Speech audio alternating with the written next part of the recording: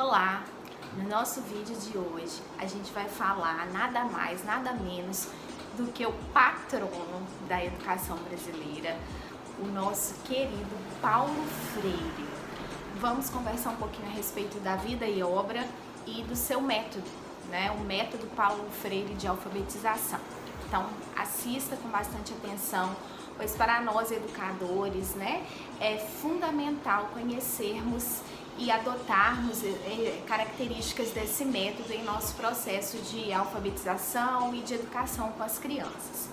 Bem, o Paulo Freire, ele foi um educador e filósofo, né, pernambucano. Ele nasceu no ano de 1921 e foi considerado uma pessoa à frente de seu tempo.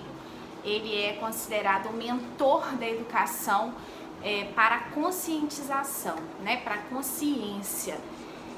Paulo Freire tem um reconhecimento internacional. Ele recebeu 41 títulos de doutor honoris causa, né? Então, assim, ele é estudado no mundo inteiro, suas características são aplicadas no mundo inteiro, né? Tem esse método de alfabetização de adultos, especialmente, que leva o seu nome. Então ele é, assim, um representante, e para nós brasileiros é um orgulho ter Paulo Freire como o patrono da nossa educação. O Paulo Freire, ele desenvolveu um pensamento pedagógico político, né, voltado para libertar as pessoas daquela prisão de aprender com base em decorebas, com base em questões e assuntos que não interessam, que não fazem sentido. Ele propõe um conhecimento de causa, de contextualização, para que a partir desse conhecimento que está envolvido naquilo que o aluno traz consigo, que o educando traz consigo, porque inclusive ele faz uma nova organização e nomenclatura, né, dos envolvidos no processo educacional. Então ele acredita que o educando tem que se libertar, que a educação tem que servir não apenas para ele codificar e decodificar as palavras, né, os sons, mas também para que ele possa ter uma visão mais ampla do mundo, para que ele possa se tornar uma pessoa crítica, uma pessoa que enxerga além do que é mostrado, que ofereça uma visão social da nossa vivência e não apenas um beabá. Então ele busca algo muito além das decorebas e daquilo que vinha sendo trabalhado no Brasil até então, que era o método das cartilhas. Paulo Freire escreveu inúmeras obras, inclusive algumas enquanto ele esteve no exílio, mas eu vou citar três principais obras dele, que são Pedagogia da Autonomia, Pedagogia da Esperança e Pedagogia do Oprimido. Essa última ficou muito conhecida no mundo inteiro. Ele escreveu ela enquanto estava no exílio no Chile, né, no período de ditadura aqui no Brasil. E nessa obra ele prevê uma revisão da relação que existia entre professor e aluno, né, em que o professor era visto como o detentor do saber, como aquele que passa para as outras pessoas o conhecimento. Não. Inclusive ele até substitui esse nome, né, de professor e aluno, e diz do educador e o educando. E ele acredita, né, que o educador é aquele que está ali para acompanhar o processo, para favorecer o aprendizado e não para depositar o conhecimento que se acha conveniente sobre os seus alunos. Então ele escreve aí contra a educação bancária, né, que é justamente isso, em que você faz um depósito no seu aluno, você vê o seu aluno como uma tábua rasa que você vai fazer o que quiser com ele. E Paulo Freire vai contra esse pensamento e ele diz que não, que a gente tem que valorizar o saber do nosso aluno e partir disso, para que assim o método de alfabetização funcione melhor. Paulo Freire também vai contra a desigualdade, né? E isso é algo que ele defende o tempo todo em suas teorias, porque essa desigualdade gera uma opressão das classes mais abastadas sobre as classes mais pobres. E com isso as classes mais pobres cada vez vai se tornando mais subordinada porque não consegue superar os ensinamentos e tudo aquilo que as classes mais abastadas definiam para si. Então, Paulo Freire vem aí nesse contexto uma transformação da educação, uma teoria voltada para o social, para o político, para a conscientização. Bem, agora vamos adentrar um pouquinho, de fato, no método do Paulo Freire, né? Que foi um método que ficou mundialmente conhecido e ele foi testado pela primeira vez em Angicos, no Rio Grande do Norte, há 50 anos. E com esse método ele tinha o objetivo de alfabetizar adultos em 40 horas aula, né? Sem cartilhas, que era a metodologia utilizada até então. O Paulo Freire queria despertar consciência política nas pessoas.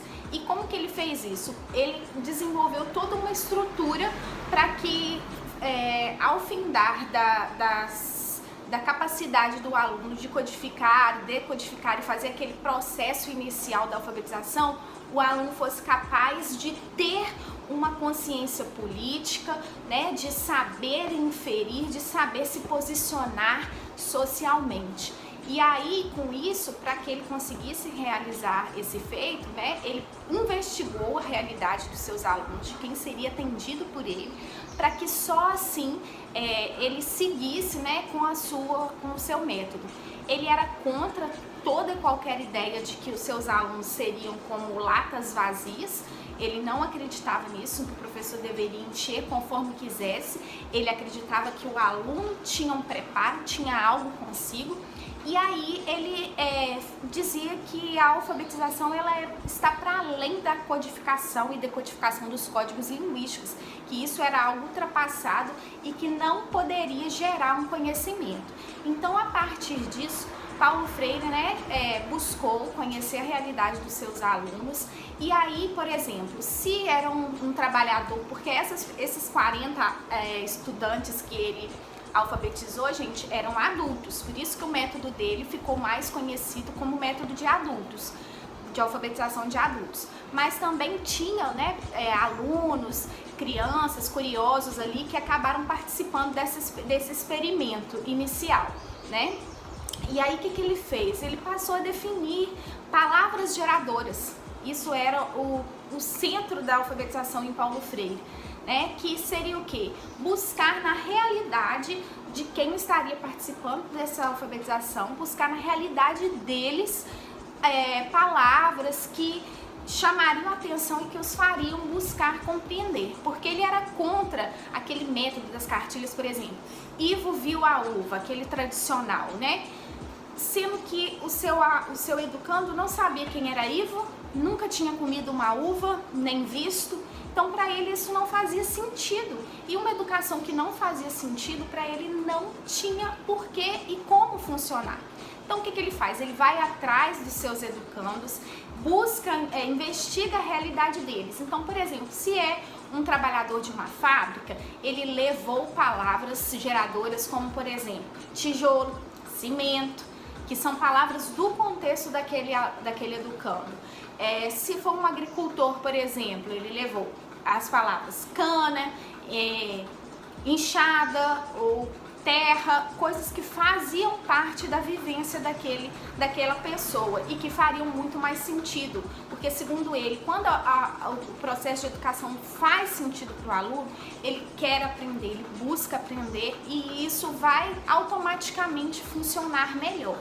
E aí então ele pega essas palavras da realidade dos alunos, ajuda os alunos a fazer a decodificação fonética, né, que é entender cada pedaço da palavra, e a partir dessa decodificação fonética ele ia criando novas palavras e assim ia formando um arsenal de palavras para que os alunos conhecessem e soubessem o significado. E aí assim foi funcionando o seu método. Ele dividiu em 3 partes centrais, que seria a investigação, que é isso que eu falei com vocês, busca por palavras e temas centrais com os alunos. A segunda etapa seria a tematização, que ele faz essa codificação e essa decodificação com o tema ali, trazendo para um significado social, Então as suas palavras eram sempre, por exemplo, se a palavra era enxada, tinha uma pessoa capinando com a enxada para representar, para ficar mais fácil a visualização do educando. E o terceiro passo, a terceira etapa do método Paulo Freire, que é a problematização, né? Que depois que era feito isso, as cartilhas, por exemplo, paravam por aí, mas o Paulo Freire não, ele ia além, ele queria superar essa visão mágica da educação, da sociedade, por uma visão crítica do mundo, por algo mais profundo e além do que só está visto e posto ali, né? Então Paulo Freire divide o seu método dessa forma. Esse método funcionou muito bem para aquela realidade naquele momento, e aí foi que Paulo Freire começou a ficar conhecido mundialmente. Bem, gente, essa foi uma explicação para vocês a respeito do método Paulo Freire. Paulo Freire nos deixou um legado aí muito importante, e a gente, enquanto educador, precisa conhecer e colocar em prática, dentro do possível, a sua teoria, porque Paulo Freire nos deixa um legado de esperança, uma educação para transformação, uma educação que olha o ser humano por completo, por inteiro, né? Contra uma educação bancária, uma educação classicista, uma educação diferente para cada pessoa. Ele buscava realmente uma igualdade, né? Assim, uma igualdade no sentido de valorizar a todos, de oferecer oportunidades iguais para todos e levar as pessoas a criticar, a não ficar presa, a não se contentar, a não aceitar as coisas simplesmente como são postas, sem buscar ter um olhar crítico e entender o que se passa por trás daquela exigência, daquela colocação.